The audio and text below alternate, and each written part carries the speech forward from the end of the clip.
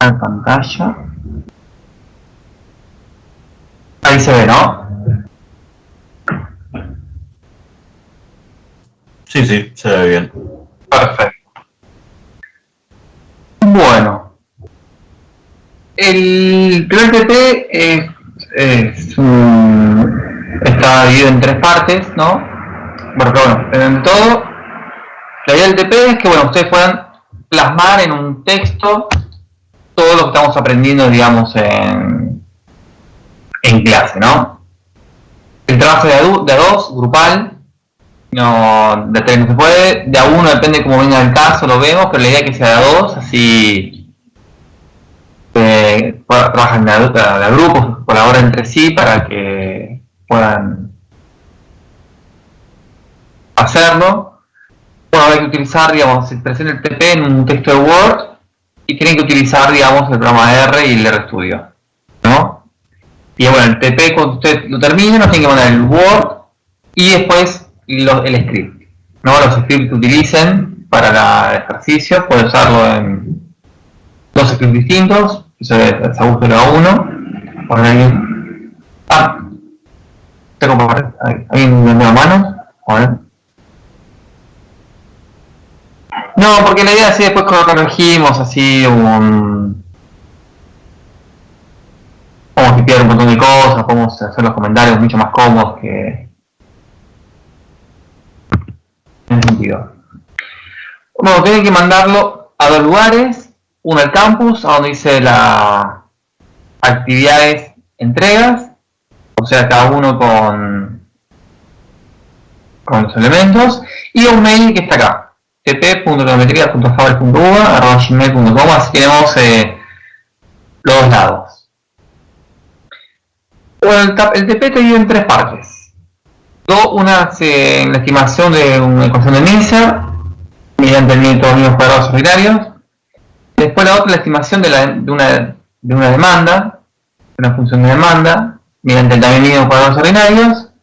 Y después hacer dos demostraciones. O sea, cada uno tiene su ejercicio, su particularidad.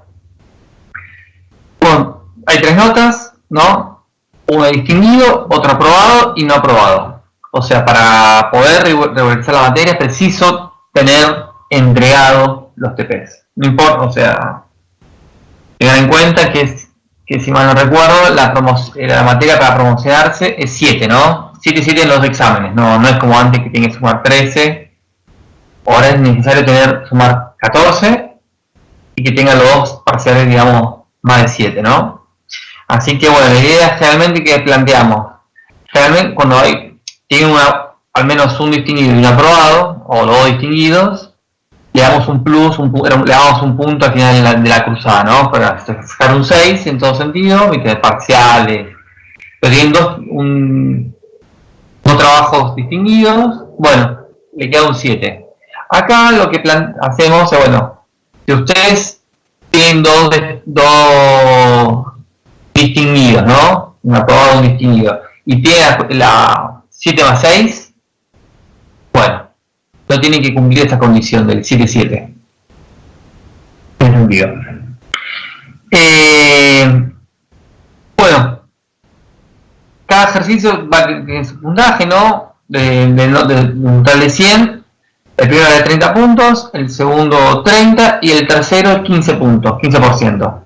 Después el otro 15, le damos, depende de cómo lo presenten, es una especie de presentación, ¿no? Una especie de hay un orden, hay una coherencia, no es solamente pongan salidas, sino que bueno, hay una explicación, hay un proceso, ¿no? Hay una especie de un hilo para que si nos presentan, perfecto en ese sentido. Bueno, como dijimos recién, ¿no? Tienen que tener en cuenta toda la parte, como los pasos que hicieron, o sea, para plantear la teoría, las hipótesis nulas, de qué consiste el test que están planteando, los resultados, la interpretación, o sea, todo lo que nosotros hemos visto en clase, tanto en la teoría como en la práctica, la tienen que plasmar acá. Así que ustedes tendrán que seguir a desarrollarlo. Pusimos un modelo que en el anexo para que lo tengan, para ver cómo queremos más o menos, o sea, es a gusto de cada uno, ¿no?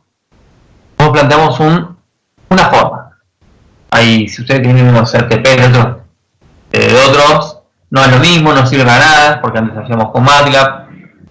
Pero si quieren como tener una orientación, pueden preguntar a los anteriores alumnos que tuvieron en esta materia, en el sentido.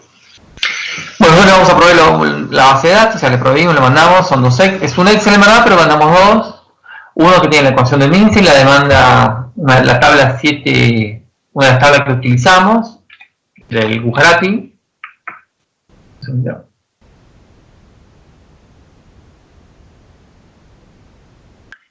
Así que bueno. Bueno, el primer modelo es estimar una ecuación de Mince, como bien dije antes. Es utilizar, digamos, estimar esta regresión, ¿no? Con un logaritmo del ingreso es igual a un valor de origen, ¿no? La constante más la relación que hay en la educación, la experiencia al cuadrado, el género y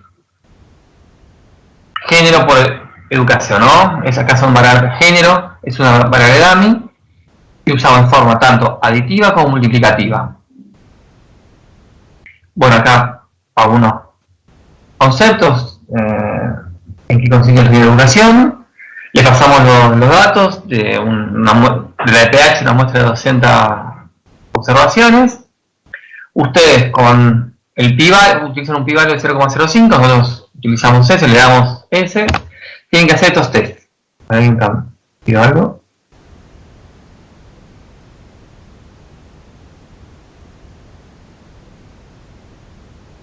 Ahí está. A ver, ¿dónde estamos? Ahora, calcular y después, bueno, todos estos test de significatividad individual, el test F de significatividad conjunta, los R cuadrado y R corregido, y su interpretación, la heteroceacidad, vamos a utilizar el test de Goldframe y la normalidad de residuos, ¿no? El test de Harkevera. O sea, hasta hoy vamos a hacer esta parte, ¿no? Estos 3 puntos, hoy vamos a hacer el cuarto y la semana que viene presentamos este quinto. Igual creo que con Julio ya estuvieron viendo el test de Harkevera, ¿no? Si mal no recuerdo, estuve ahí revisando, así que también pueden utilizarlo. O sea, con lo que hemos visto hasta ahora, tanto la parte teórica como la práctica, ya podrían, digamos, armar esta parte del TP. Y un punto que pedimos que calculen es, digamos, a qué edad se observa una reducción de los ingresos salariales, ¿no? O sea, mostramos a partir de qué edad empieza a decaer los ingresos, ¿no? Ustedes habrán visto con Julio, que ustedes ya cuando vieron un ejemplo de ecuación de Mincer, ¿no? Que con los valores que ustedes sacan de acá, tienen que ver cuál es el punto máximo, ¿no? Tengan en cuenta, tienen que plantear. O sea, los valores que salgan de ahí, hacer la formulita, ¿no? Es una derivada, una igualación a cero, y a partir de ahí, ustedes estiman, ¿no? ¿Hasta acá alguna duda?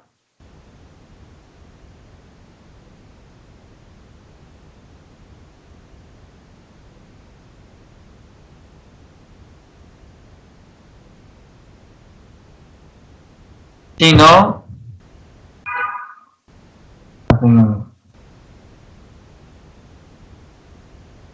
Ahí Mariana, y que estamos ahí con la mano abierta, arriba mejor dicho.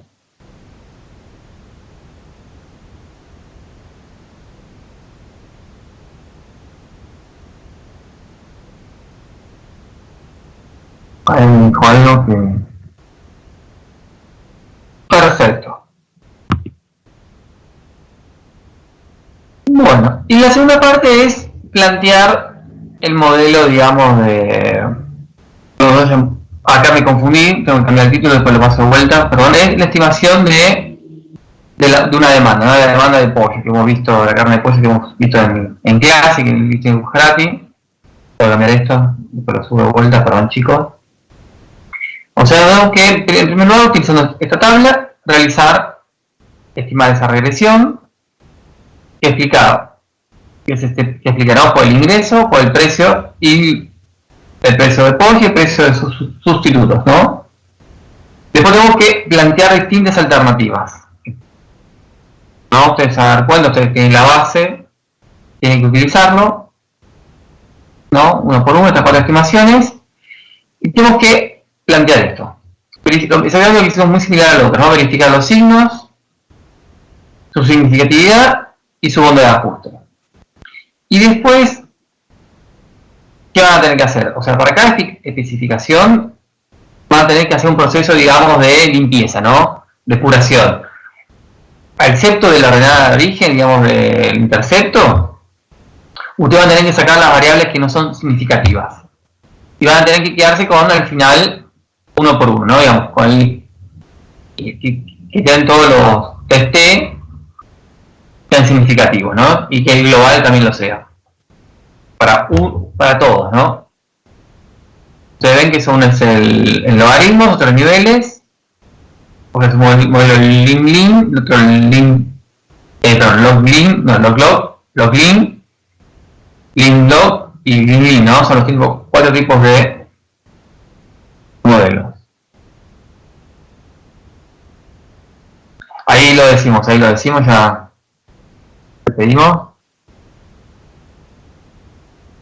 Después, verificamos todos los cumplimientos de los supuestos de los Markov. Y bueno, si hay un caso de violación, ver cómo aplicar esas medidas remediales. Y después de los 4, ¿no?, que utilizaron, encontrar, digamos, el mejor modelo para cada uno.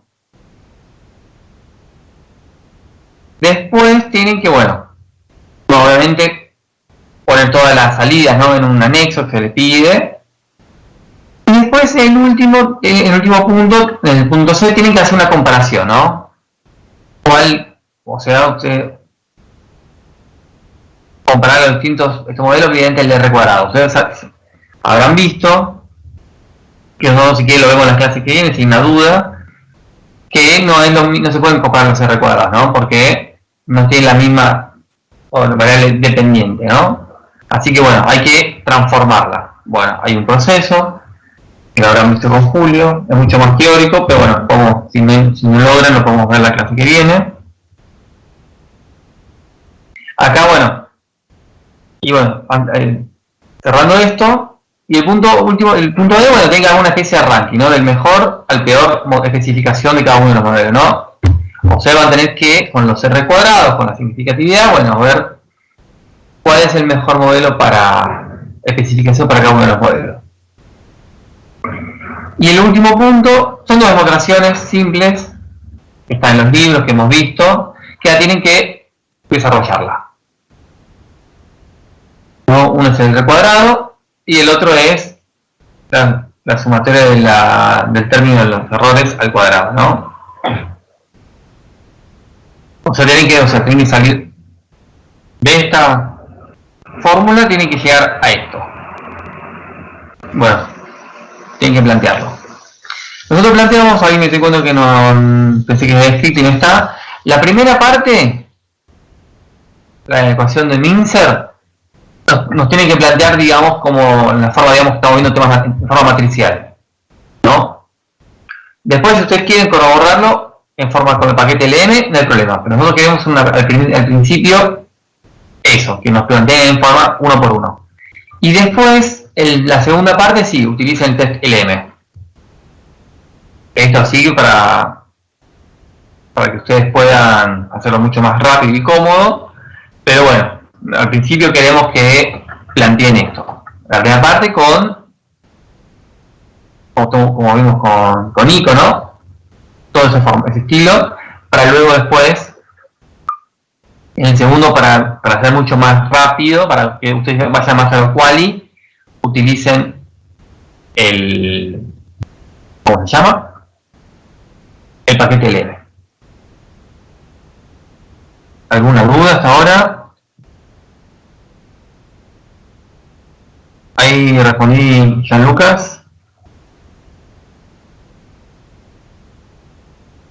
O sea, tienen EDA2, como dije recién, el TP.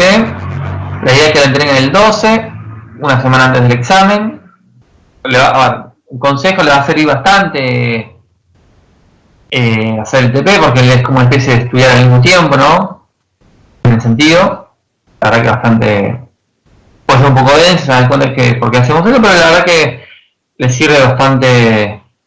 Generalmente nosotros lo hemos visto así, no tan específicamente, pero bueno, aquellos que tienen un buen TP usualmente tienen una muy buena nota, van de la mano, ¿no? Se relacionan bien, digamos. Pero bueno, ¿alguna duda hasta acá?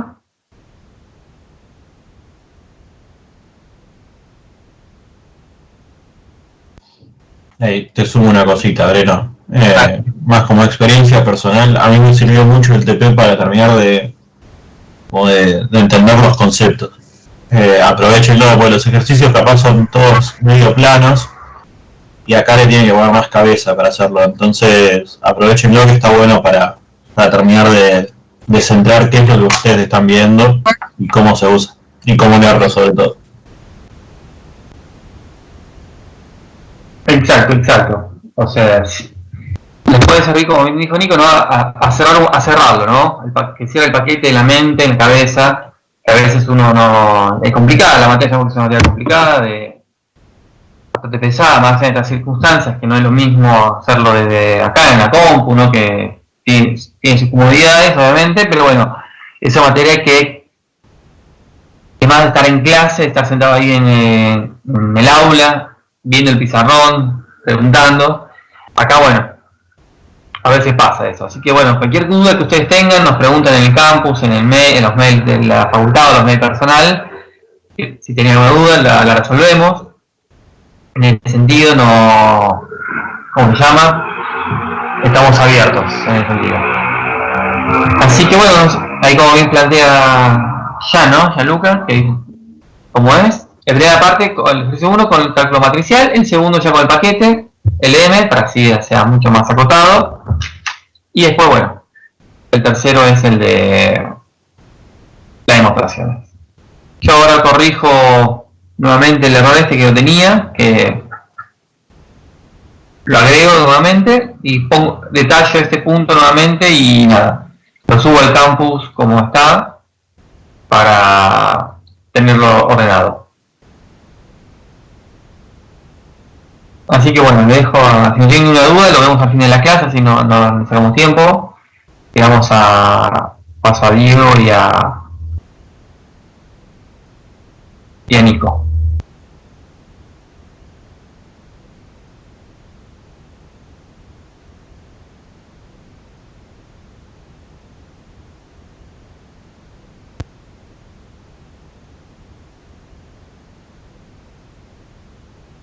Hola, buen día. ¿Cómo les va? Bueno.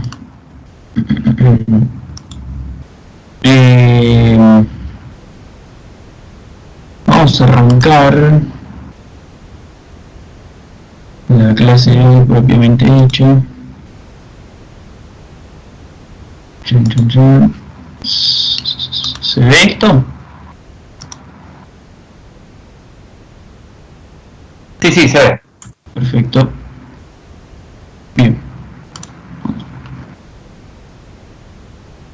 Bueno, lo que toca hoy es la guía 6 de heterocedasticidad.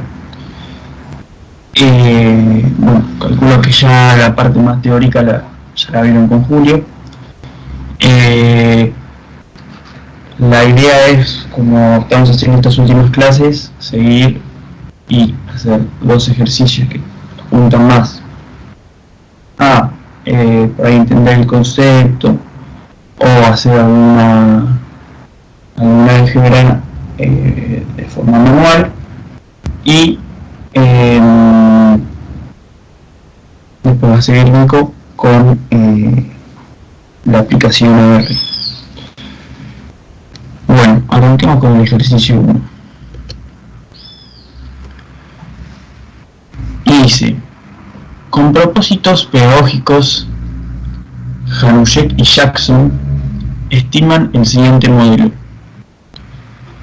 donde la variable dependiente C es el gasto agregado del consumo privado, y las variables independientes o explicativas son el Producto Nacional Bruto, PNB, y el gasto de defensa, bueno, en el año T, estamos siempre hablando en el mismo periodo. Siendo el objetivo del análisis estudiar el efecto de los gastos en defensa sobre otros gastos en la economía, o sea, sobre el consumo. Y postulan que la varianza de los errores es igual a la varianza por el Producto Nacional Bruto al cuadrado. Y luego transforman la ecuación 1 y estiman otro modelo en donde van a dividir cada componente de nuestra regresión principal. Van a dividirlo por el Producto Nacional Bruto. Acuérdense que esta era una medida remedial que se usaba a un modelo en donde nosotros inferíamos o a través de algún test teníamos la certeza de que no era homoceástico. Los resultados empíricos en la información para 1996 y 1975 fueron los siguientes. Bueno, para cada una de las regresiones, ¿sí? Y ahora nos pregunta, ¿qué supuestos hacen los autores sobre la naturaleza de la heterocedasticidad? ¿Puede justificarse? Bueno, a priori no nos da tanta información, no nos dice que ha hecho un test de Wolf y Quant o de White, pero recuerden que nosotros podríamos verlo viendo los datos a través del tiempo, ¿no? Y dice, los autores suponen que existe heterocedasticidad en el modelo, es decir, que hay una relación lineal entre la varianza del error de la regresión y la variable explicativa Producto Nacional Bruto al cuadrado, ¿sí? Por eso nos dice que supone cuánto vale la varianza, cómo se comporta la varianza. Por lo que aplican una transformación sobre el modelo original y dividen todo por el Producto Nacional Bruto.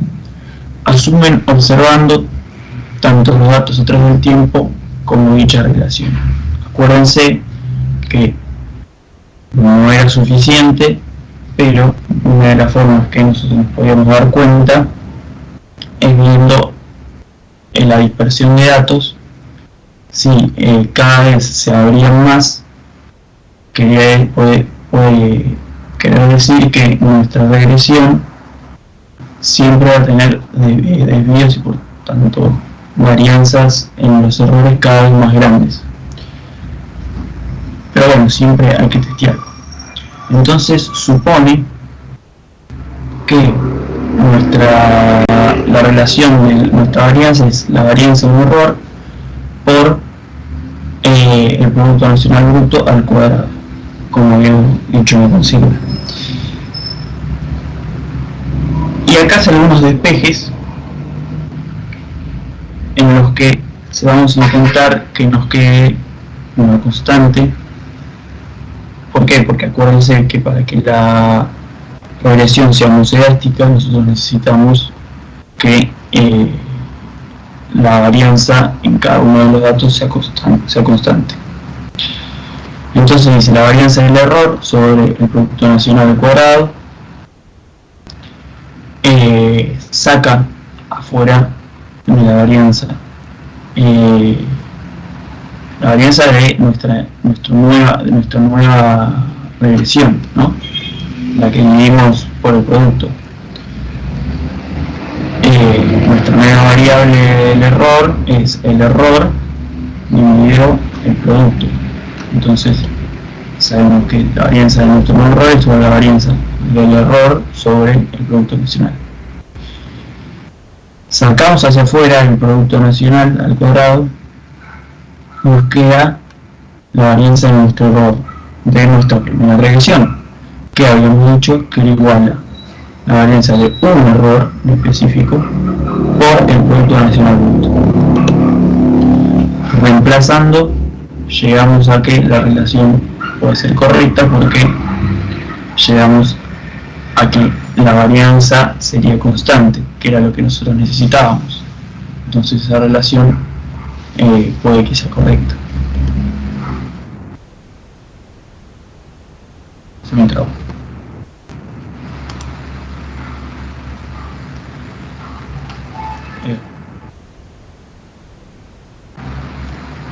Ahora un segundo voy a chequear si hay preguntas en el chat. La segunda pregunta nos dice: compárese el resultado de las dos regresiones para la transformación del modelo original, a mejorar los resultados, es decir, a reducir los errores estándar, y por qué sí o por qué no.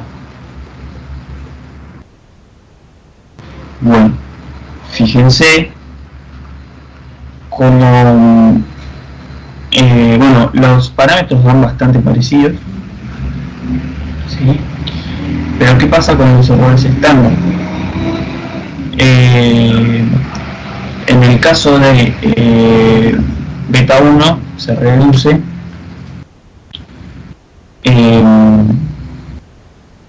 un segundo, ¿no? Y en el caso de beta 3 también. Y si bien aumenta un poco en beta 2, es casi mínimo, es ínfimo. Así que podríamos concluir que se mejora la eficiencia del modelo y, como los errores son menores, parecería que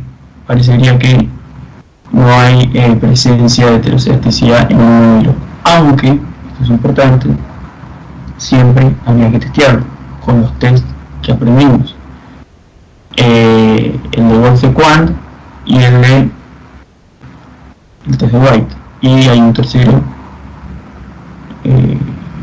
que no sé si lo vamos a ver. Se pueden comparar los dos valores de R, porque sí, porque no. Bueno, pista, ¿no? Lo más importante acá, más allá de que son relaciones distintas y demás, no se puede comparar, sobre todo porque la variable dependiente es otra, ¿sí? Entonces, si nosotros, acuérdense un poco la definición de la bondad ajuste, cuánto en qué porcentaje está explicado en nuestro modelo la variable dependiente. Bueno, fíjense que tenemos dos variables dependientes distintas, entonces yo no puedo decir comparar, no sé, supongamos que los dos nos dan 90%, no puedo comparar el 90% que explica a una variable con el 90% que explica a otra variable, que es el consumo del Producto Nacional. Son dos cosas distintas.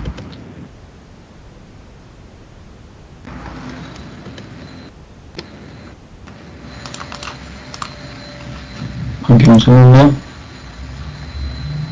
se ve perfecto. Seguimos.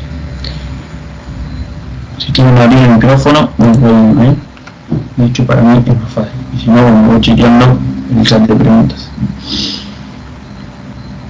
Con respecto al ejercicio 8, es un ejercicio que sí va a haber que calcular. Por favor, un segundo, la última diapositiva del ejercicio anterior es un segundito, ¿eh? Sí. Lo más importante va a estar bien la respuesta es esto. Y las variables dependientes son distintas, sí. Sobre todo por eso es que no se puede explicar compararlos R cuadrado. Son dos modelos buenísimo. distintos. Gracias. No, de nada. A ver, ahí, déjame.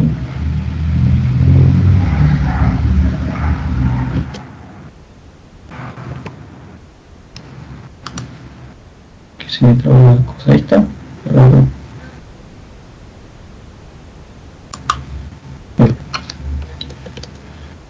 Bien. Ejercicio 8.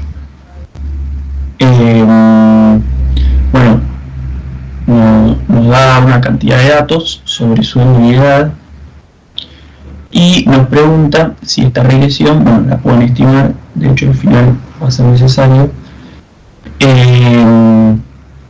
cumple el supuesto de homoscedesticidad según Goldfeld-Quandt. Bueno, arranco por ahí. Para realizar el test debemos reordenar los datos de forma creciente y dividir la muestra en dos submuestras descontando D. Ahora vamos a ver qué es, cuyo valor es la decisión del investigador. En general se recomienda, y acá no. ¿Sí? Acuérdense que para el test de Goldfeld-Quandt lo que tenemos que hacer es dividir nuestras observaciones en dos, ¿sí? Y dejando una cantidad de observaciones en el medio. Esa cantidad de observaciones es D. D puede ser, como dice la diapositiva anterior, lo que nosotros decidamos. Pero bueno, para que guarde algún tipo de proporción con la cantidad de datos, ¿sí? Yo puedo tener, como tengo acá, 11 observaciones, dejo una y hago 2 regresiones con 5 observaciones cada una. Puedo tener 101 observaciones y puedo dejar una y dejar 50 observaciones para cada regresión. Pero bueno, para que guarde una proporcionalidad se recomienda esto. En el caso de que sean 11, ¿no? D es 1/5 por n, nos da 2,2, lo ponemos para arriba y nos da 3 observaciones que hay que dejar. Si fueran 101, esto nos daría algo así como 21 observaciones que hay que dejar en el medio y hacer 2 de 40, ¿sí? O sea, para que guarde una proporcionalidad con la cantidad de datos que tenemos, si no siempre usamos uno y listo. Entonces nada, eso. Vamos a tener ahora dos submuestras distintas, ¿sí? Y estos datos no vamos a usar, lo del medio.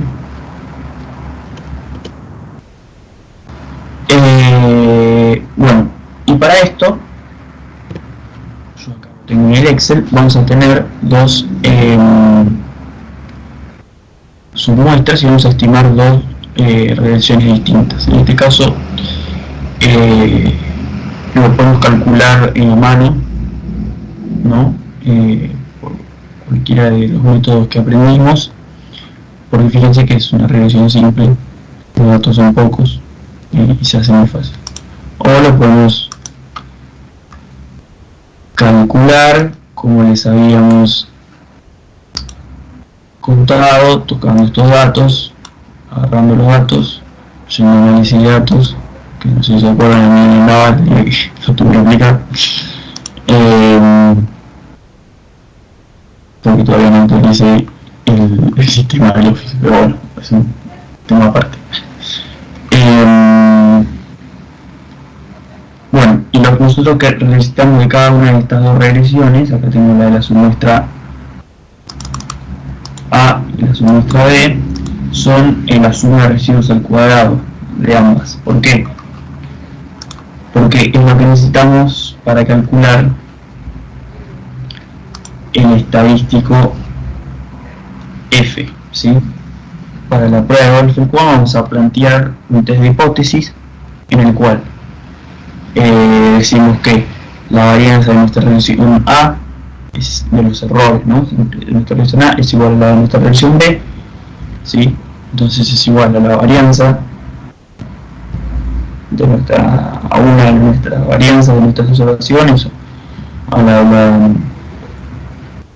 regresión completa, ¿sí? Lo que quiere decir es que son constantes, o si hay heterocedasticidad, estas son distintas. Y para probarlo vamos a usar el estadístico de prueba F de médico de la distribución. Si buscamos en la tablita, vamos a encontrar un F de médico. Y como les dije, para calcular este estadístico, la fórmula es la suma de residuos al cuadrado de nuestra relación B dividido la suma de los residuos al cuadrado de nuestra relación A. Que acá la sacamos, ¿no? Lo pueden hacer rápidamente en Excel. Si no se acuerdan cómo era, está en la filmina de la guía 3 para revisarlo, y si no, manualmente, realmente es un toque esto. Y sacamos que es 1,23. Esto yo ayer no me acordaba, así que estuve revisando un poco cómo era. Si ustedes van a la tablita, lo que tienen que buscar, les van a pedir, bueno, el nivel de significancia o significatividad, que siempre usamos 0,05, ¿sí? Y van a pedirle dos valores que tienen que buscar. Van a tener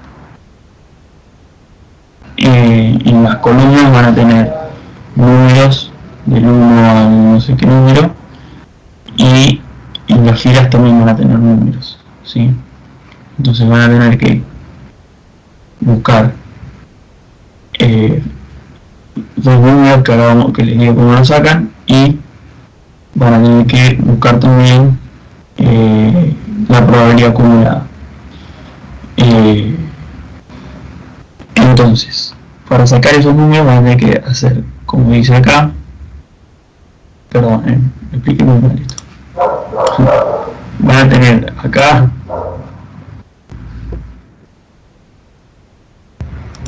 dos columnas, una columna,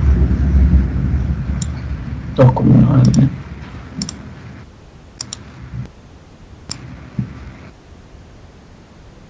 ¿Sí? Acá van a tener una fila de números, acá otra fila de números, y acá las probabilidades. Entonces, como saco estos números, es n menos d, que habíamos dicho que eran las observaciones que quedan en el medio, dividido 2 menos k. N, usan el n de la regresión completa, o sea, 11.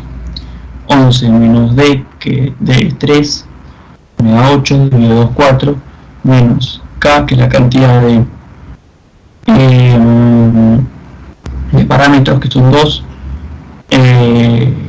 4 menos 2, 2.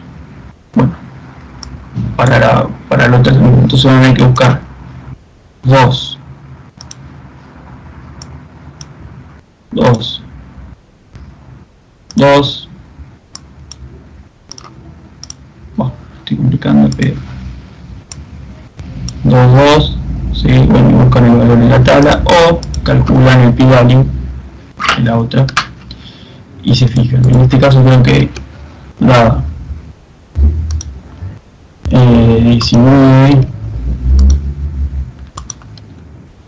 así que rechazábamos. P-value 0,001840.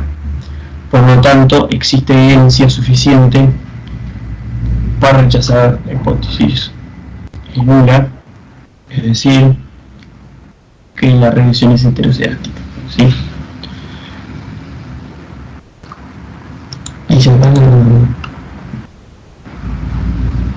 Pero bueno, como ustedes saben, existen algunas medidas remediales para poder salvar este modelo. En este caso, pregunta que planteemos cómo corregiríamos este modelo, suponiendo, esta no es ya la suposición del ejercicio, que guarda una proporción, la varianza de los errores, guarda una proporción lineal, ¿no? Es decir, la varianza de los errores es igual a una de las varianzas por x, que en este caso x creo que era nada.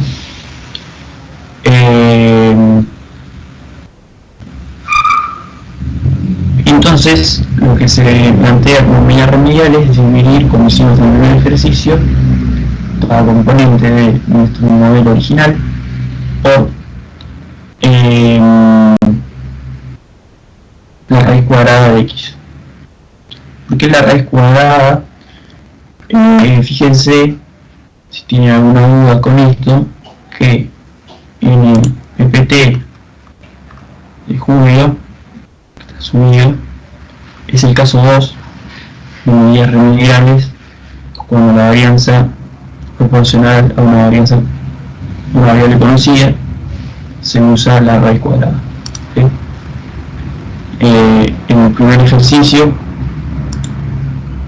dividimos directamente por el producto porque no era lineal, porque teníamos la varianza por el producto nacional al cuadrado. Entonces se supone que nosotros vamos a dividir por la variable con la que guarda relación, pero un exponente menos que la variable. Es decir, si acá está el cuadrado, dividimos por la variable a la 1, o sea, la variable sin elevar. En este caso, como la variable es lineal, vamos a dividir por la raíz cuadrada. ¿Sí? Pero bueno, si se fijan, está ahí en la PPT de julio, para que les quede más claro.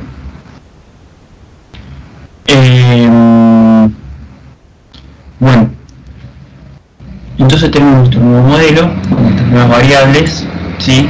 Y queremos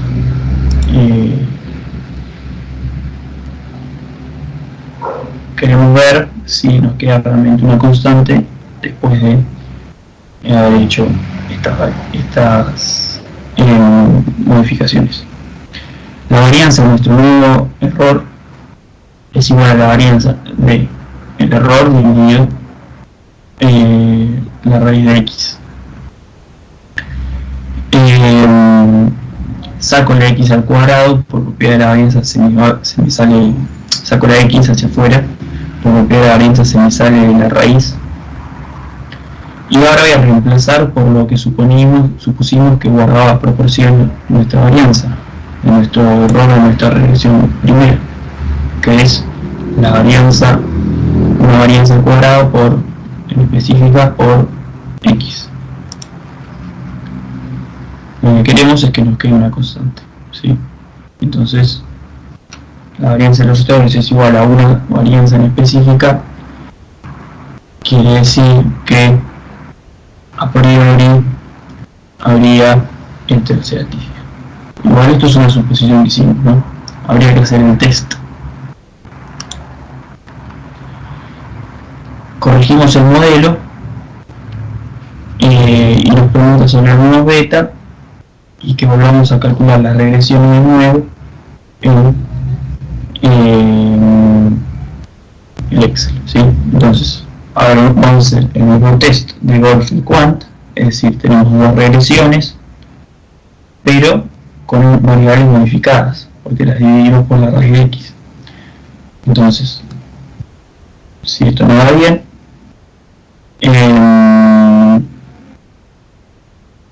quiere decir que la medida remedial sirvió. Si esto no va mal, quiere decir que no alcanzó. Acá estimamos, yo lo estimé, yo no lo estimé. Lo habré hecho yo o otra persona, acá están las observaciones, los datos reales. Acá está la raíz de x y acá está nuestras nuevas variables. Bueno, estimo, el modelo nos da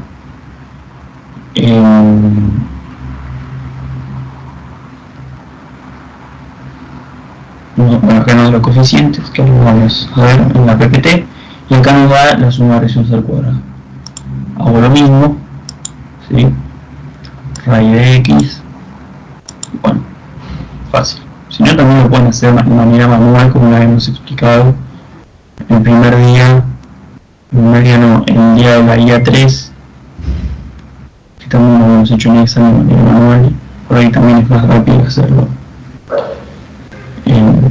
con papel y lápiz, hacer las columnitas y ir sacando. Aparte necesitan sacar pastela, más estimar los coeficientes y sacar los recibos, así que es rápido. sacamos la suma de radios al cuadrado, los coeficientes, bla bla bla. ¿Sí? Yo no me estimé, porque acá me está, ¿no?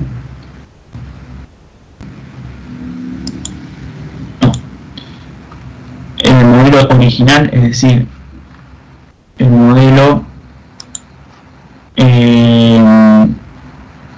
con todas las observaciones, pero una de las preguntas es que miremos como que dice, son algunos beta distintos al modelo original. Bueno, tarea para probar, pero lo importante acá más que nada es ver de nuevo el test de Wolfram-Quandt, a ver si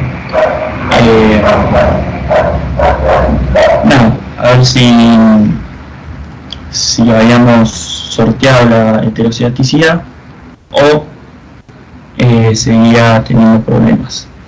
El F estadístico más 38, yo les había dicho que el F crítico era algo así como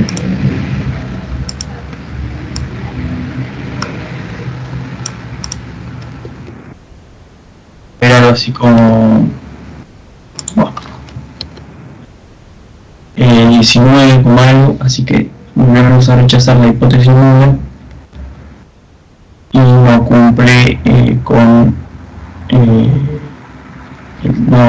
no se rechaza el test de Wolfram-Quandt, entonces sigue siendo heterocéntrico. Fíjense, también como habíamos visto en el primer ejercicio, que por ahí disminuyen los errores estándar, ¿no? Y podría haber ahí alguna ganancia en eficiencia del modelo, pero bueno,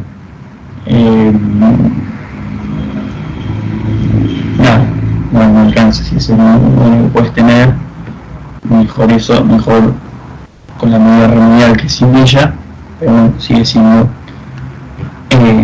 heterocedástica.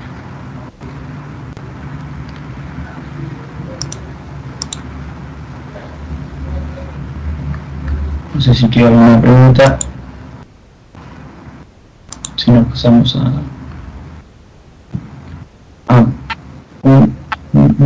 Ahí Marcelo preguntó sí. de cualquier medida no remedial, y la idea es, digamos, de subsanar esa violación, ese digamos, o sea, volver a todos los supuestos de los Markov que sean lo ideal, ¿no? Para poder estimar, ¿no? Si hay heterosexualidad, bueno, hay que buscar ahí, como mencionó Diego, ¿no? Buscar, en primer lugar, ver cómo es esa volatilidad, ¿no? Esa variabilidad de la varianza, ¿no? A largo plazo. Ahí habrán visto, ¿no? Que el PBI, no el primer ejercicio, el PBI tiene una forma, digamos, cuadrática, ¿no? Bueno, por eso se plantea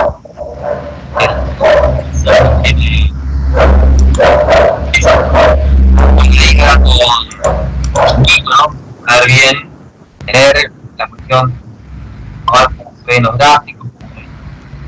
Se te escucha bien recortado, no sé si yo o... No, bueno, ahí ahora con Nico lo vamos a ver bien, la parte paso por paso, bien. Bueno, nada, eso que dijo. Lo que se busca es subsanar esto para que no pierdan eficiencia los estimadores, pero bueno,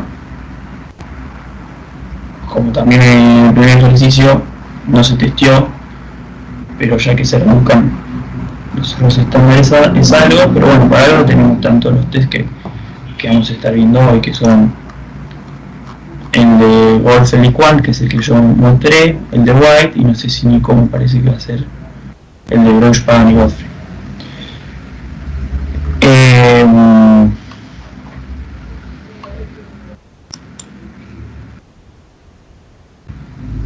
Si me da la pregunta.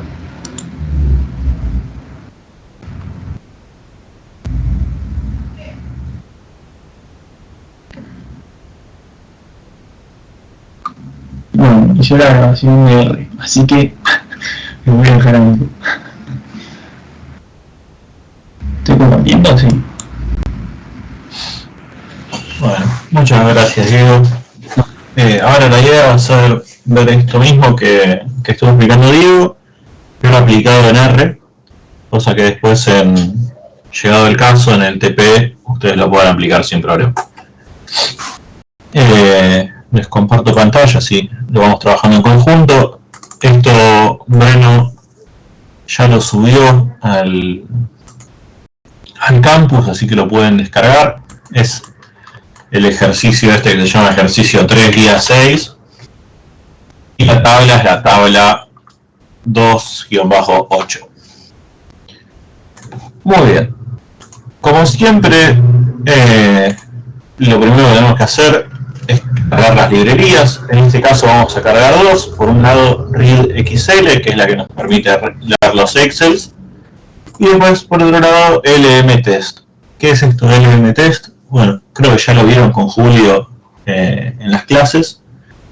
Pero básicamente es un paquete que tiene un montón de test que se suelen usar dentro de las regresiones lineales.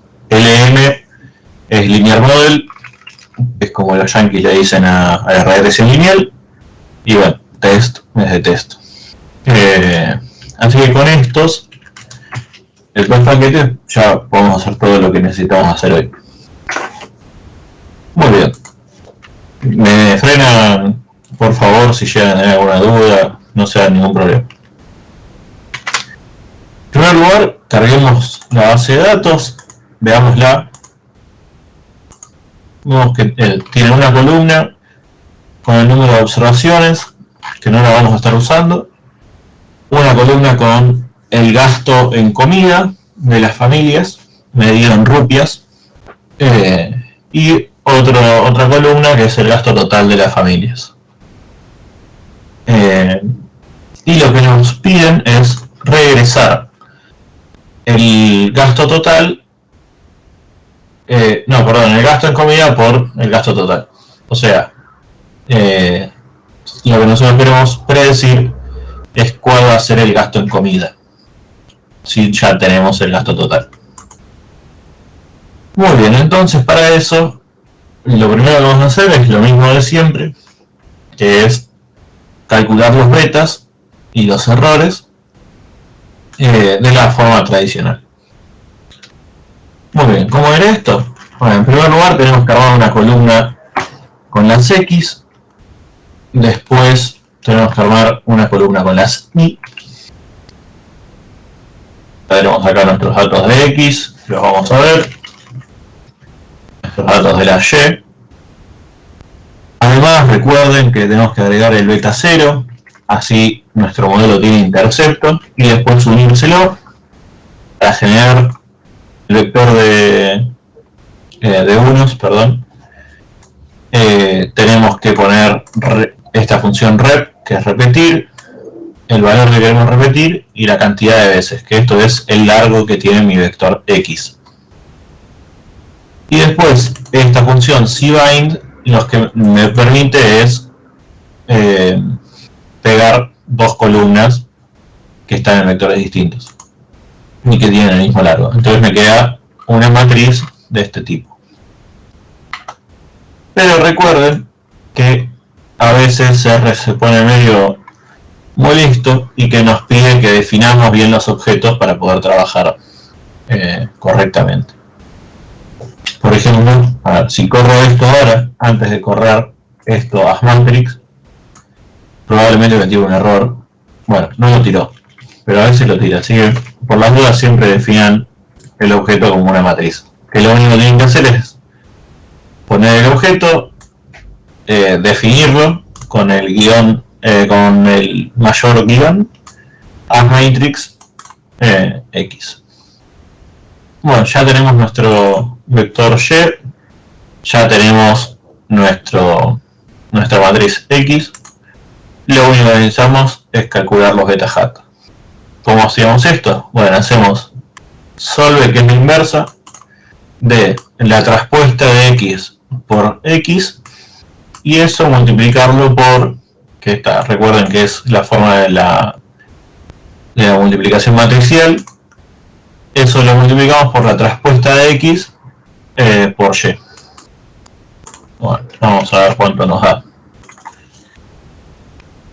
Bueno, tenemos un beta 0 de 94, 2087 y un X de 0,4368.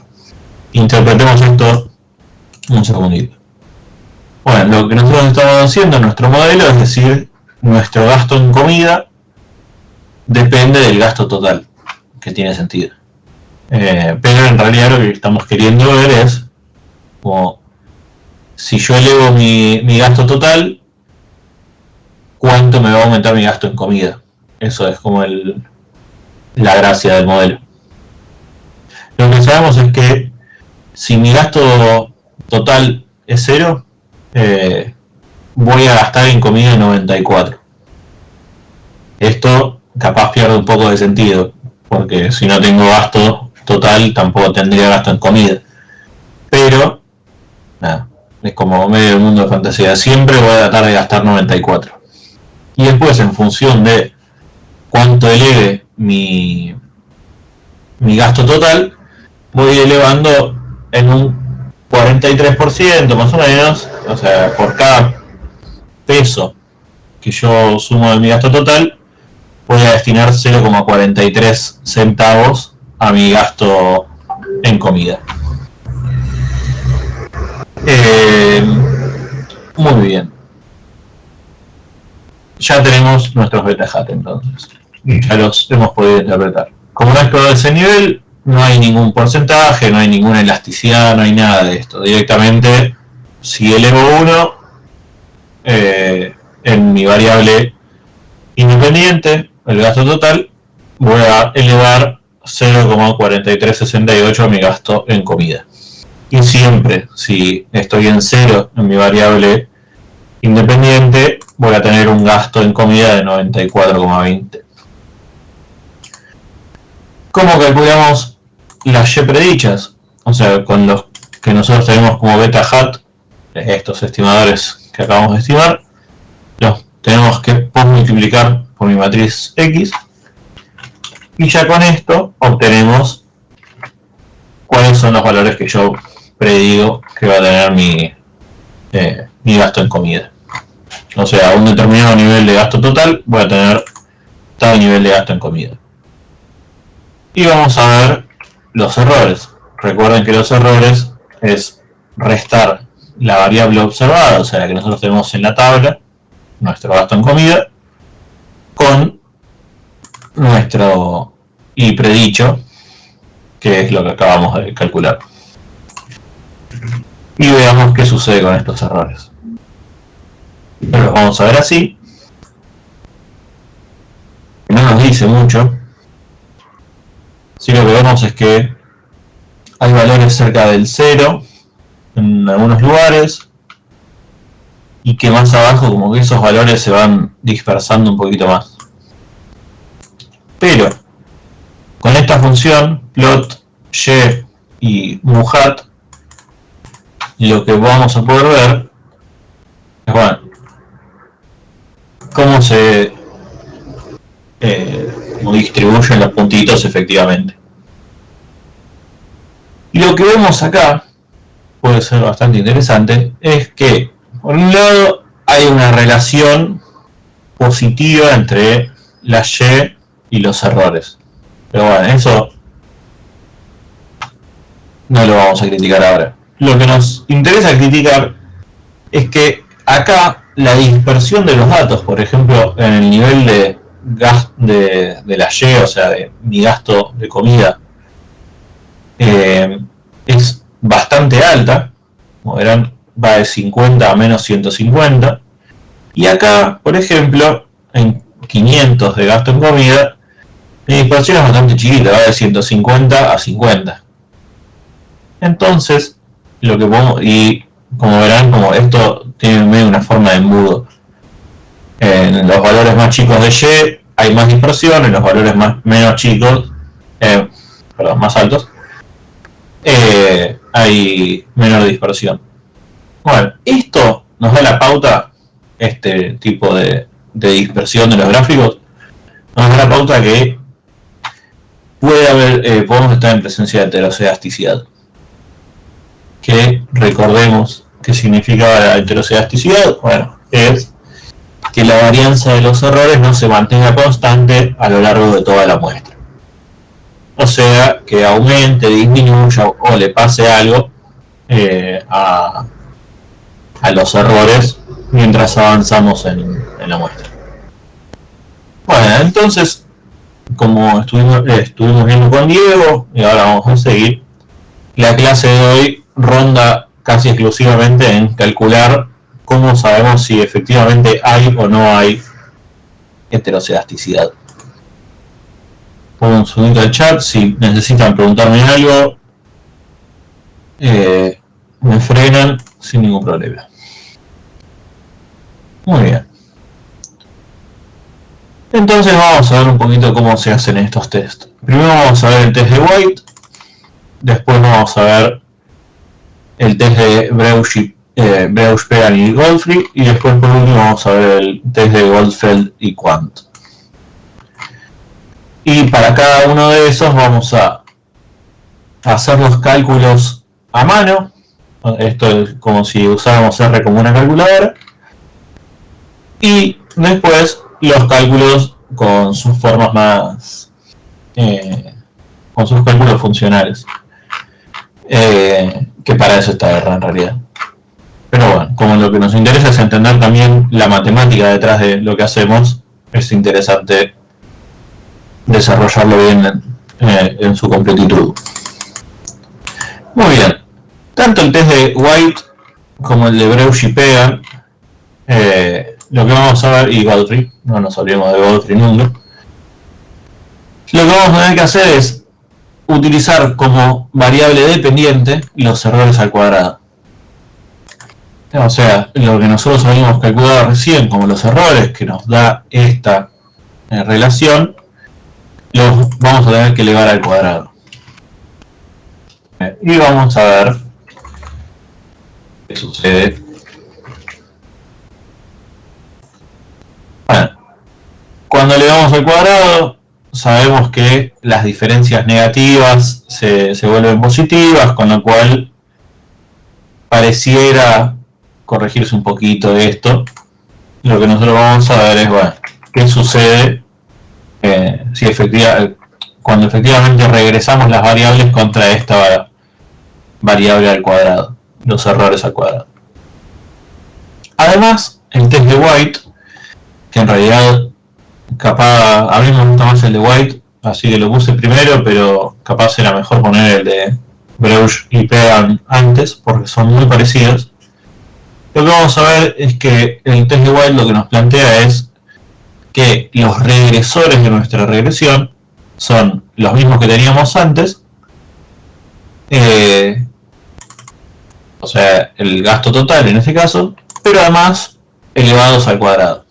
O sea, si antes teníamos solo la relación entre mi gasto total, entre mi gasto en comida, eso lo relacionamos solo con el gasto total, bueno, ahora nuestros errores al cuadrado, que va a ser nuestra variable dependiente, la vamos a tener que relacionar con mi gasto total y mi gasto total al cuadrado. Muy bien. Entonces, lo primero que tenemos que hacer en este caso es construir nuevamente la matriz de X que incorpora estas variables. Y acá lo hago todo en un mismo paso, cosa de no escribir siempre lo mismo. Entonces, genero un vector que tiene unos repetidos tantas veces como el largo de mis vectores. Después un vector con los datos del gasto total y otro vector con los datos del gasto total al cuadrado. Y eso lo junto todo. Vamos a ver qué me da. Bueno, tengo mi columna de unos, que esto sería mi beta 0, o sea, lo que acompaña a mi coeficiente beta 0. Mi columna que tiene el gasto total de las familias y mi columna que tiene el gasto total de las familias al cuadrado. Y después, lo que nos plantea White, como bien les decía, es que lo que nosotros tenemos que hacer es regresar esta nueva matriz que acabamos de generar contra los errores al cuadrado, que es nuestra variable dependiente. Entonces lo único que tenemos que hacer es la misma forma funcional con la que veníamos trabajando, que es la transpuesta la inversa de la transpuesta de x por la transpuesta de x por y. Bueno, en este caso reemplazamos la y que veníamos usando por los errores al cuadrado y cambiamos las x por las x de White, en este caso la matriz x de White, que incorpora la variable al cuadrado. Calculamos los betas, vamos a ver qué nos da. Como son números muy chiquitos en un caso y muy grandes en otro, porque tienen muchos decimales en realidad, vamos a poner options SciPen para penalizar la notación científica. Le vamos a poner varios 9, cosa de que nos diga bien cuáles son los números. Bueno, entonces vemos que tenemos como ordenada el origen 13.000, como pendiente menos 53 y como concavidad o convexidad, que es positivo, 0,05. Concavidad con convexidad porque tenemos un término al cuadrado. Eso nos dice, bueno, que esto tiende a un máximo en un momento. O no. Depende del signo de del coeficiente. Muy bien. Y después lo que vamos a hacer es calcular los errores nuevos. O sea, ya tenemos nuevos betas. Lo que vamos a calcular es, bueno, ¿qué pasa si multiplico mi matriz X de White, la que incorpora mi término al cuadrado, con mis betas nuevos estimados? Y vamos a ver estos errores. Pero bueno, tampoco van increyendo en este caso. Es lo más clarito de eso. Y lo que vamos a hacer es calcular la diferencia que existe entre lo que yo tenía como mi variable dependiente en esta segunda regresión, o sea, mis errores al cuadrado originales, los de la regresión anterior, contra los errores de White. Muy bien. ¿Esto por qué? Porque lo que nosotros estamos haciendo es armar una matriz, un modelo con residuos. Entonces tenemos nuestros residuos, que es lo que habíamos calculado antes, y eso lo volvemos a regresar. Entonces, lo que nos interesa es ver, bueno, qué pasa con este nuevo R cuadrado. Ahora, si nuestra variable original, si nuestra variable de la regresión auxiliar es los errores al cuadrado, como están en este caso, y lo que acabamos de estimar son estos nuevos errores, que son los errores de White, lo que tenemos que hacer es la resta entre los errores al cuadrado de mi regresión original menos los errores que acabo de calcular con esta regresión, que es mi regresión auxiliar. Por favor, frenenme si se les dificulta algo. Bueno, y con eso calculamos mi B hat, o sea, una nueva forma de ver los errores, que es esta, el sombrerito. Lo que nosotros tenemos acá es B hat, por eso el hat sombrerito, de los errores estimados de White. Y ahora sí, ya con todo esto, lo que vamos a hacer es calcular nuestro estadístico de White. ¿Qué forma tiene? Bueno, n, que es el número de observaciones de mi modelo original, por el R cuadrado de mi regresión auxiliar.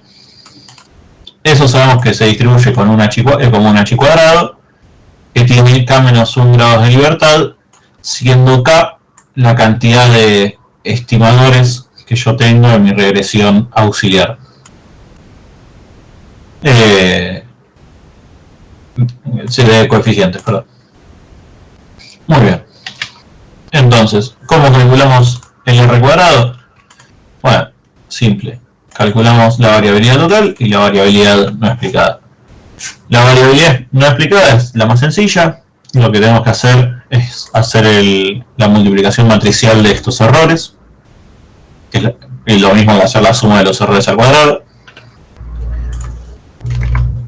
Y la variabilidad total, lo que le estamos haciendo en este caso es hacer la suma de los errores originales al cuadrado, o en realidad lo que nosotros queremos hacer es la suma de las y centradas al cuadrado, y eso le restamos el largo de o sea, el tamaño de nuestra muestra, que es bueno, en este caso yo pongo los errores predichos al cuadrado, pero en realidad todo esto tiene el mismo largo, excepto beta white, pero u hat, b hat, x white, data food xp, todo eso tiene el mismo largo, lo que es 55.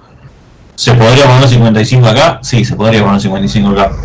Pero si después cambiamos nuestra tabla o le agregamos algún valor, siempre lo mejor es que sea robusto el código, cosa de que si yo cambio algo de algún dato, en realidad no me esté afectando tanto el trabajo. Y este número de observaciones lo multiplicamos por la media de los errores al cuadrado, o sea, mi variable dependiente, y esto lo elevamos al cuadrado. Que bueno, esto ya lo venían viendo hace bastante. Así hacemos 1 menos la variabilidad no explicada sobre la variabilidad total, eso nos devuelve el R cuadrado de White, ¿verdad? 0,134082. Como les había dicho, para calcular el estadístico de White, yo lo que tengo que hacer es multiplicar mi tamaño muestral por mi R cuadrado auxiliar. Ya tenemos nuestro R cuadrado auxiliar. Nuestro tamaño muestral es este, que es lo mismo que les explica acá, este es 55. Entonces directamente lo multiplicamos. Además de eso, necesitamos saber cuál es la cantidad de estimadores que tenemos en nuestra regresión auxiliar, que es K. Entonces le pedimos el largo de nuestro beta white, que tiene todos los coeficientes que nosotros usamos. Beta 0, beta 1, beta 2. O sea que K va a ser igual a 3. Y vuelvo acá. Sabemos que nuestros grados de libertad P son K-1. Entonces, acá cuando nosotros utilicemos la función para calcular nuestro chi teórico, o sea, con este white que nos da 7,37, ya tenemos nuestro chi empírico, nuestro estadístico de White. Ahora lo que necesitamos hacer es calcular el chi teórico, que para eso le decimos, bueno, calculame el valor que va a tener una distribución chi cuadrado, que se usa esta función, para 0,95% de significatividad,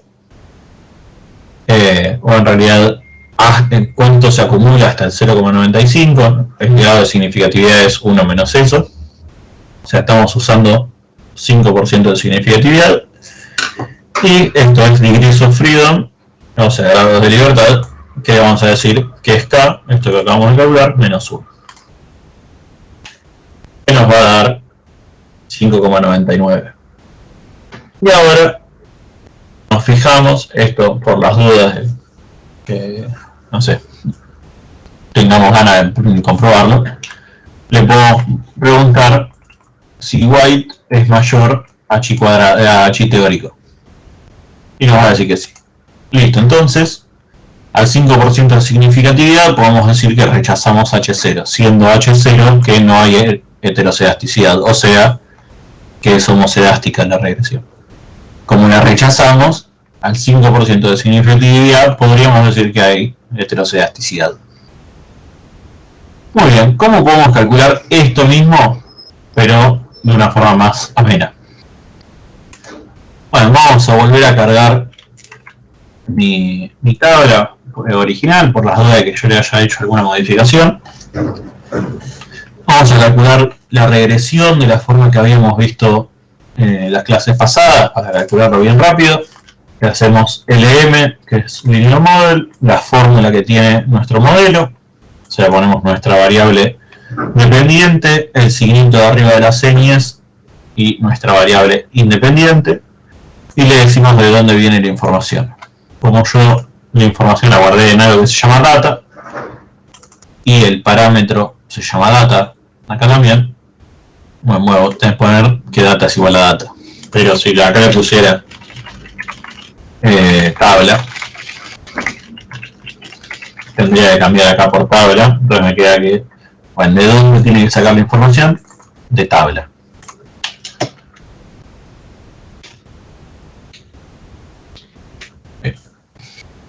Calculamos nuestra regresión, vamos a ver qué nos da.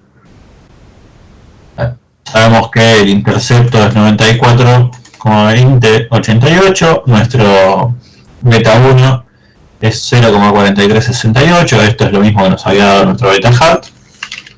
Con la función summary, y adentro de esa función le ponemos el nombre de los resultados de nuestra regresión. Podemos ver un poquito más en detalle qué es lo que sucede acá adentro. Recuerden que podemos ver los valores del estadístico T. Podemos saber si es significativo o no. En este caso sabemos que nuestra variable independiente es significativa, que nuestro intercepto no, pero como el intercepto, si lo sacamos, cambian algunas propiedades del modelo, lo vamos a dejar, si no, se nos va a salir. Y acá podemos ver nuestro R cuadrado ajustado, nuestro estadístico F para calcular la significatividad global, y un par de cosillas más. Y la forma rápida que tiene el test de White es que hay una cosita que vale la pena aclarar, que esto creo que Julio se los comentó la otra vez. Yo traté de usar las mismas funciones que usa Julio, así no se confundían. No hay un test de White como directo en R, sino lo que se usa es el test de Breusch, Pagan y Godfrey, que como vamos a ver ahora son iguales, nada más que uno tiene la variable al cuadrado y la otra no. Entonces vamos a usar esta función, que es la función de Breusch y Pagan, el test de Breusch y Pagan. Ven que todo el mundo se olvida de Godfrey. Lo que le vamos a decir es, bueno, los datos tomalos de la regresión que acabo de calcular. Le vamos a poner la forma de la regresión auxiliar, que esa forma de la regresión auxiliar va a tener la variable original que yo tenía como variable independiente, y además mi variable independiente al cuadrado. Como verán, acá le agrego una i adelante, como una función que se llama i. Esto lo que hace es hacer que esta variable independiente al cuadrado se tome como una variable independiente al cuadrado. Porque si no, R me va a interpretar cualquier cosa y me va a dar mal. De hecho, lo vamos a probar.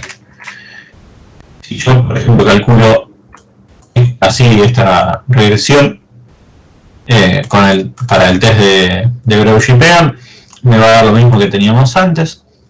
O sea, me va a dar un valor de Breusch y Pagan de 7,37 con 2 grados de libertad, que era la cantidad de betas estimados menos 1. Y bueno, me va a dar el p-value, que es significativo, al 2,5%. Muy bien. Ahora, ¿qué sucede si yo le saco esta i? Muy bien, vamos a calcularlo. Ven que cambia el resultado del test.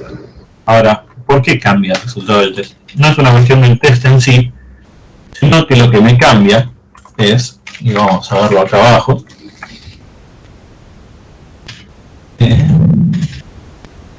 LM fórmula Vamos a poner esto mismo. Más.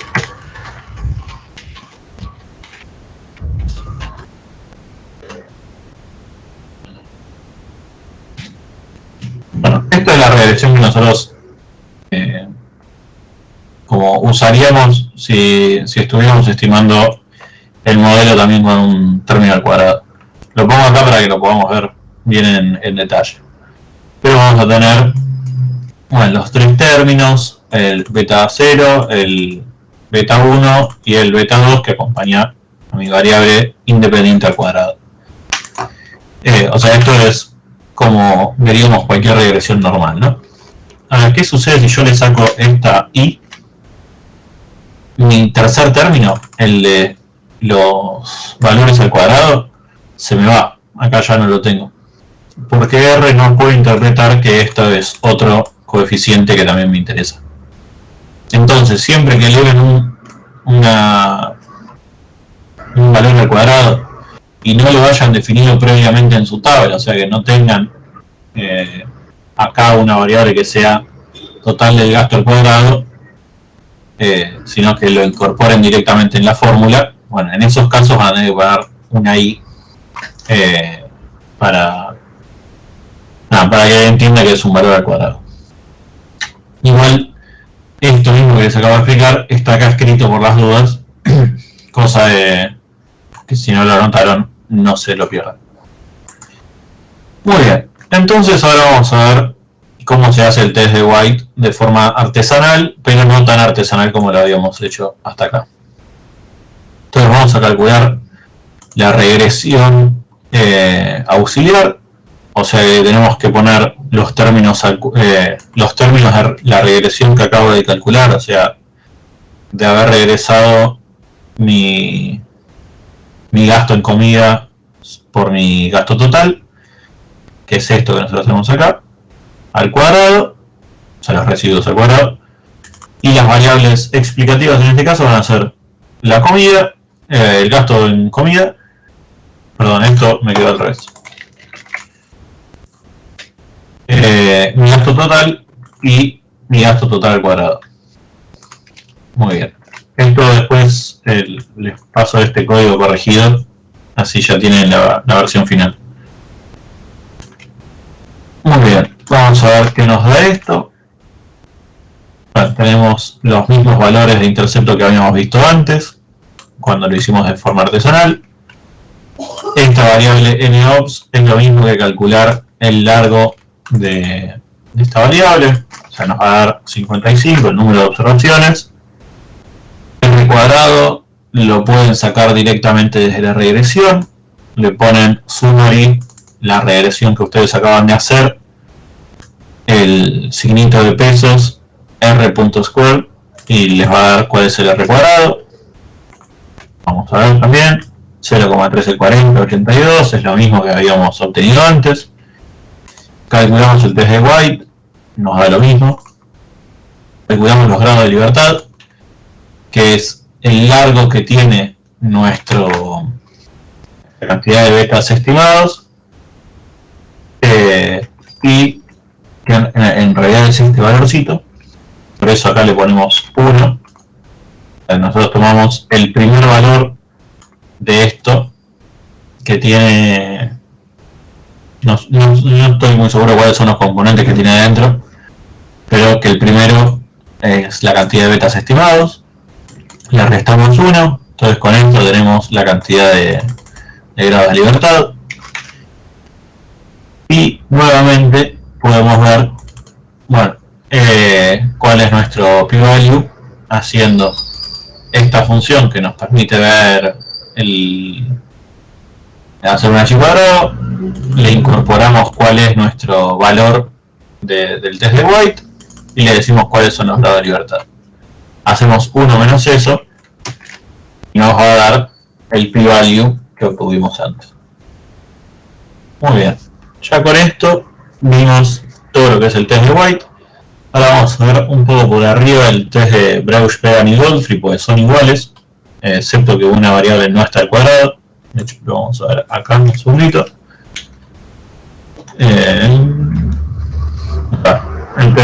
Pegoni Godfrey tiene una regresión auxiliar, solo que los términos no están al cuadrado. Mi estadístico de Breusch Pegoni Godfrey es el mismo, o sea, es el tamaño muestral por mi R cuadrado con K menos 1 grados de libertad.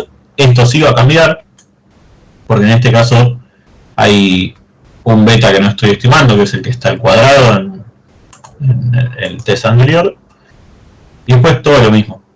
Así que lo vamos a pasar un poquito por arriba. Vamos igual a calcular a ver si efectivamente pasa lo mismo. Las dos. Esto, véanlo ustedes, si llegan a entender algo nos dicen, pero es lo mismo que vimos recién. Créanme. Lo único que va a cambiar es que en este caso yo no le voy a poner que mi X de Breusch Pegoni Godfrey, además del intercepto y de la variable original independiente, no le voy a agregar mi variable independiente al cuadrado. Y acá lo mismo. Como no tengo que elevar al cuadrado, me falta el término este que habíamos visto que está acompañado por la I. Este término no está, pero es todo lo mismo.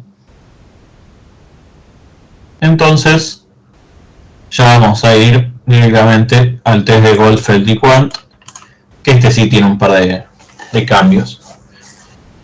Como lo vieron recién con Diego, el test de Goldfeld y Quant, lo que ustedes tienen que hacer es separar en dos los datos que habían hecho antes y calcular para cada uno cuál es la suma de los residuos al cuadrado, y después con eso generan un estadístico F que lo que nos va a decir es si la varianza de un lado es estadísticamente distinta a la varianza del otro lado. Muy bien. Entonces, vuelvo a cargar esto, no es muy obsesivo volver a cargar la tabla, siempre es por las dudas de que haya modificado algo de data y me cambie los resultados, pero entiendo que es innecesario porque no lo modifique. Vuelvo a hacer lo mismo que veníamos haciendo antes, o sea, armar mi vector X, armar mi vector Y, agregarle los beta ceros a mi vector X, pero acá antes de calcular mi regresión, lo que voy a hacer es, primero voy a calcular el número de datos que yo tengo que separar para que sea decisiva mi regresión. Yo, por ejemplo, tengo 55 datos en este caso. Si yo saco solo uno, o sea, si dejo 24 y 24, no, eso está mal calculado. 28 y 28, también. Bueno, como ahora no son muy buenos con los cálculos. 27 y 27, ahí va. Si dejo 27 y 27, capaz la varianza de un lado es muy parecida a la varianza del otro, pero porque no hay casi diferencia entre los datos, o sea, están muy pegaditos uno del otro.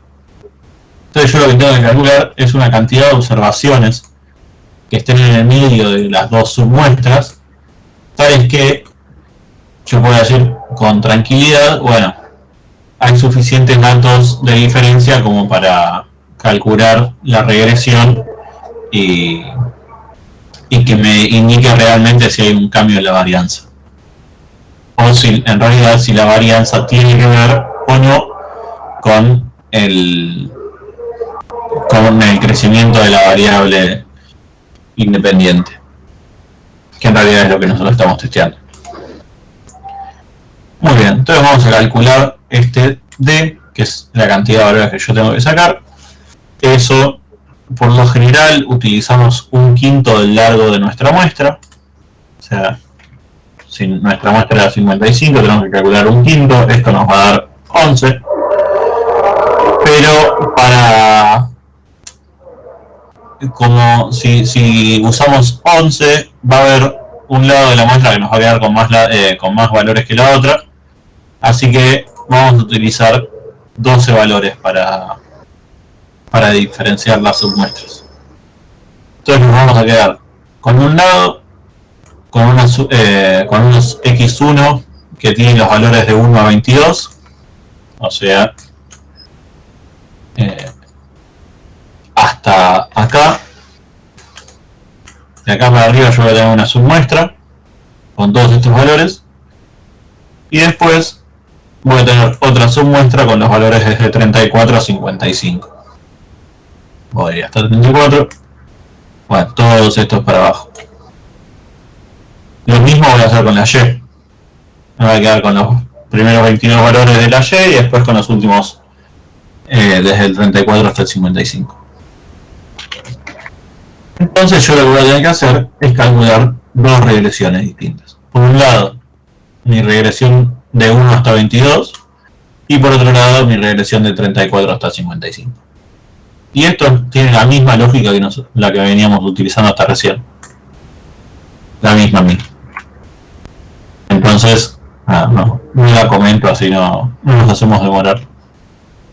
Pero es la multiplicación de la inversa de x por x, etcétera, etcétera, etcétera. Calculo las dos regresiones. Se llama 2 en realidad. Y ahora sí calculo mi estadístico f. Bueno, ¿qué me dice mi estadístico f? Que tengo que hacer la suma de los residuos al cuadrado de mi segunda parte de la regresión, o sea, mis segundos datos, contra la suma de los residuos al cuadrado de la primera. Muy bien. Yo ya acá había calculado la suma de los residuos al cuadrado para cada una de las regresiones. Recuerden que la suma de los residuos al cuadrado es la multiplicación matricial entre la transpuesta de los errores por los errores, o en otra forma de hacerlo es hacer la suma de los errores al cuadrado, y ya entonces, habiendo calculado los errores, ya lo puedo calcular. Vamos a ver cuánto nos da. Nos da 3,830441. Y vamos a calcular nuestro f teórico, que tiene, bueno, esta es la función para calcular los valores del test f. Lo vamos a hacer hasta el 95, un porcentaje acumulado del 95%. Entonces, después de eso, sabemos que nos queda el 5% de significatividad. Le incorporamos los grados de libertad de cada una de nuestras regresiones. Veamos cuáles son los grados de libertad en este caso. Es el tamaño muestral de mi regresión original, o sea 55, menos la cantidad de datos que yo saqué del medio, que en este caso eran 12, sobre 2, y a eso le restamos la cantidad de...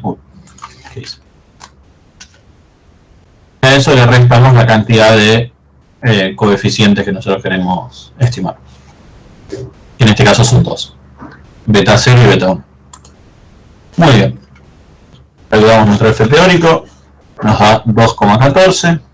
Entonces, también en este caso, vemos que se rechaza la hipótesis nula y que por lo tanto estamos en presencia de heteroscedasticidad. Muy bien.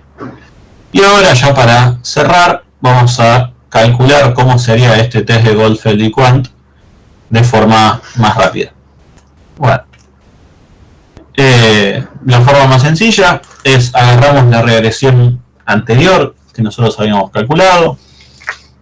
Recordemos que tiene esta forma, o sea, los gastos en comida son mi gasto, mi variable dependiente, los gastos totales son mi variable independiente, me había dado estos interceptos. Muy bien. Después le decimos cuál es el punto central en el cual los datos se tienen que cortar. O sea, si yo tengo, vamos a ver, mi variable y. Si yo tengo 55 datos acá, lo que le tengo que indicar es, bueno, en cuál es el dato central desde el cual yo voy a armar como dos submuestras. Ese es el punto número 28. Si este valor 420 es el número 23, 24, 25, 26, 27, 28. Este es mi valor central. En realidad sería 27,5, pero vamos a usar 28 por comodidad. Y le voy a decir, bueno, sacame 12 números para cada lado. Entonces va a ir 6 para este lado, 6 para este lado. En total me va a sacar 12 observaciones.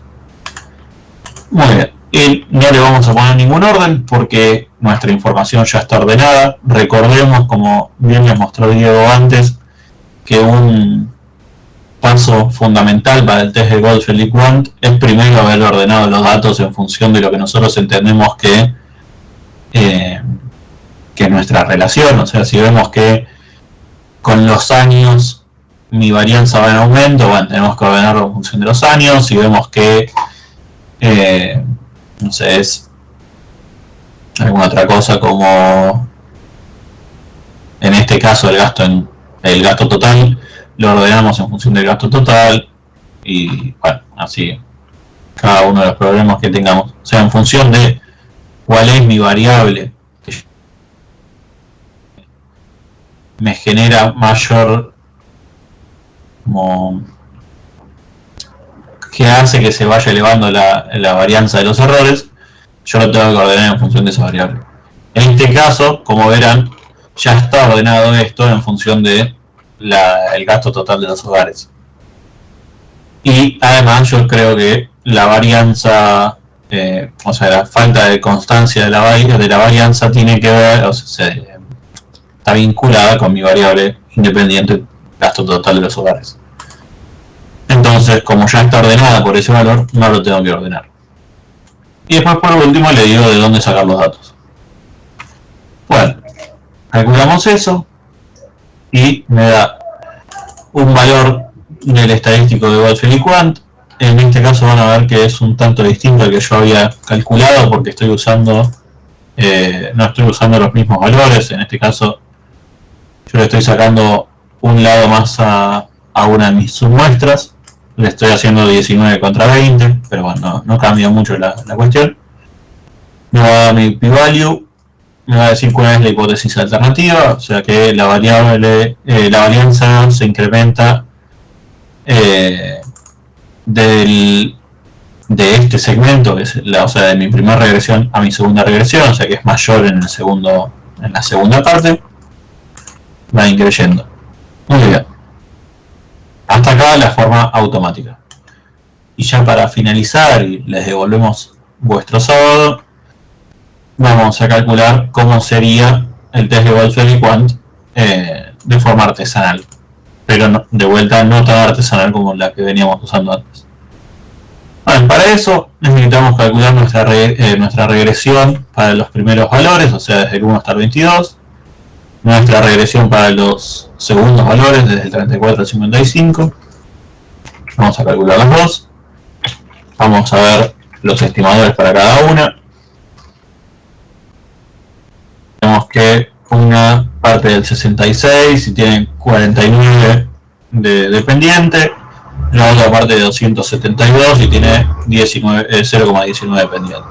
Muy bien. Y ya con esto, con esta función de variance de cada una de nuestras regresiones, podemos calcular cuál es nuestro indicador de Goldfeld-Quant. Recordemos que nuestro indicador de Goldfeld-Quant es la suma de los residuos al cuadrado, entonces de variance, por lógica, es la suma de los residuos al cuadrado de la regresión que acabo de calcular.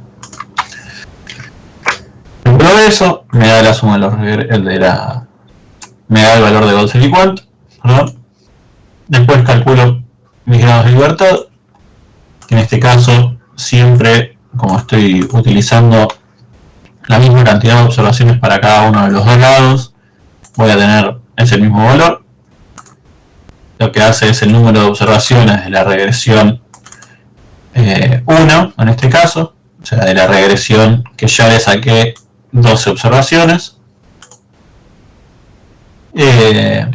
Y a eso le resto 4, que es la cantidad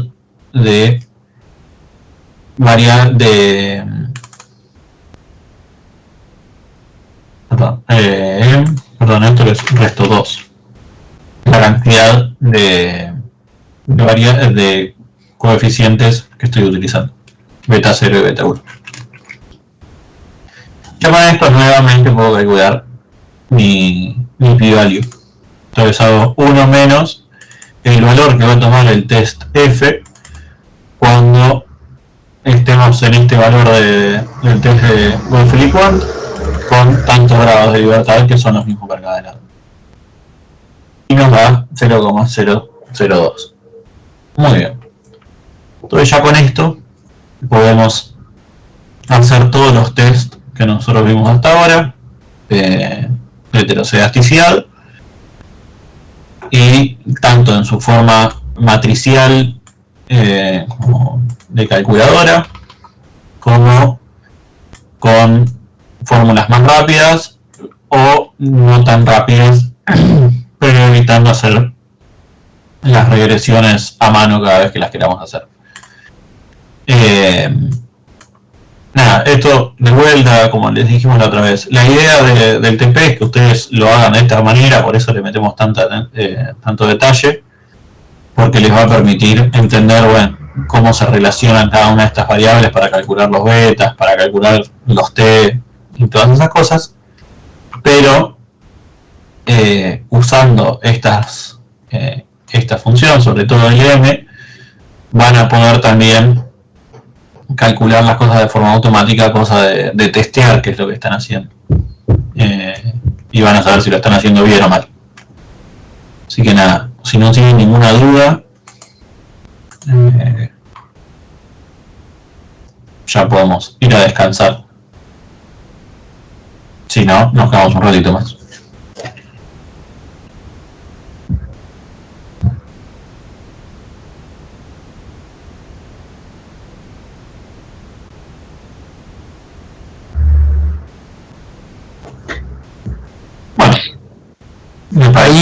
Ahí chicos, yo guardé la grabación, estará en el chat, así que queden disponible por cualquier cosa. Perfecto, ahora yo a Breno le mando los datos el código con las correcciones que le hice, así tienen la versión renovada. Y eso es todo. Sí, nada, que tengan un buen fin de semana. Buen fin de, cualquier duda que tengan, nos mandan al campo.